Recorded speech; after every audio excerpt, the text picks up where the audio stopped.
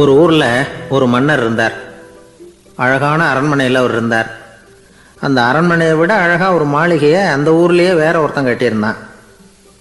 அப்படி கட்டி முடித்ததில் அவனுக்கு ரொம்ப பெருமை. எத்தனையோ செல்வந்தர்கள்லாம் வந்து பார்த்துட்டு, இந்த மாளிகையை விலைக்கு கொடுத்துட்றியா, எவ்வளோ விலை சொன்னாலும் சரி நாங்கள் வாங்கிக்கிறதுக்கு தயாராக இருக்கோம் அப்படின்னு சொல்லி கேட்டு பார்த்துட்டாங்க. நான் இதை விற்கிறதுக்கு தயாராக இல்லை அப்படின்னு சொல்லிவிட்டான். அவ்வளவு சிறப்பாக கலை அம்சத்தோடு அதை கட்டி முடிச்சிருக்கிறான். அதுவே ஒரு பெரிய அரண்மனை மாதிரி இருந்ததுன்னா பார்த்துங்களேன். சுற்றிலும் அழகான பூந்தோட்டம். ஒரு நாள் அவன் எங்கேயோ வெளியூர் போயிட்டு திரும்பி வந்துக்கிட்டு இருக்கிறான். அப்போது அந்த மாளிகை தீப்பெட்டி எரிஞ்சிக்கிட்டு இருக்கு. பதறி போட்டான். விலைக்கு கேட்டவங்க யாராவது இதை செஞ்சுருக்கணும், இல்லைன்னா மன்னரே செய்த சதியோ என்னவோ, இப்படிலாம் அவனுக்கு சந்தேகம். ஒரு மூலையில் உட்காந்து அழ ஆரம்பிச்சிட்டான். அந்த சமயத்தில் அவனுடைய மகன் அங்கே ஓடி வந்தான். அப்பா அழாதீங்க, இதை நான் நேற்று ராத்திரியே நம்ம ஊர் மன்னருக்கு விற்றுட்டேன். இதை கட்டி முடிக்க நமக்கு எவ்வளவு செலவாச்சோ அதை போல் 3 மடங்கு விலைக்கு விற்றுட்டேன். கவலைப்படாதீங்க, இதை விட அழகான மாளிகையை நாம் புதுசாக கட்டிக்கலாம்னா. இதை கேட்டதும் அழுதுகிட்டு இருந்தவன் அழுகையை நிறுத்தினான். சிரிக்க ஆரம்பிச்சிட்டான். இதே இடத்த நான் மன்னர்கிட்ட இருந்து விலைக்கு வாங்குவேன், இதை விட அழகான மாளிகையை கட்டுவேன் அப்படின்னு சுற்றி நின்று எல்லார்கிட்டையும் சொல்லிக்கிட்டு இருந்தான்.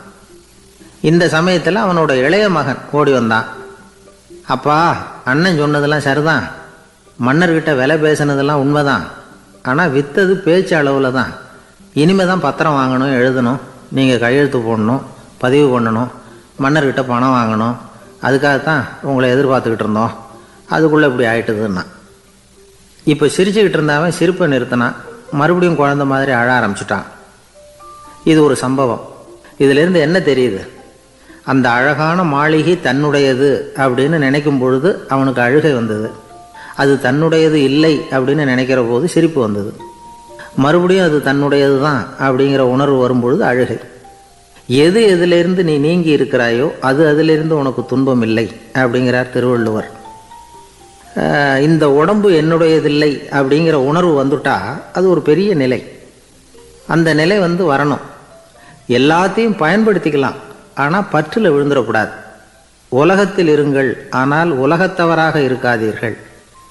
உலகிற்குள் இருங்கள், உலகம் உங்களுக்குள் வந்துவிட அனுமதிக்காதீர்கள். விலகி இருங்கள், விழித்திருங்கள், மௌனமாய் பார்த்திருங்கள் அப்படிங்கிறது சான்றோர் கருத்து. செய்ய வேண்டிய கடமையிலிருந்து விலகி இருக்கிறவர்கள் நம்மகிட்ட நிறைய பேர் உண்டு.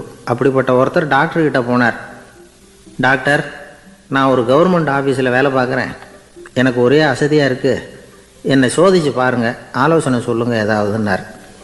டாக்டர் அவரை பரிசோதனை பண்ணி பார்த்துட்டு சொன்னார், இதை பாரு, உனக்கு இப்போ தேவைப்படுறது முழு ஓய்வு. நீ எவ்வளவு சீக்கிரமாக ஆஃபீஸுக்கு போறியோ அவ்வளவுக்கு உனக்கு நல்லது அப்படின்னு.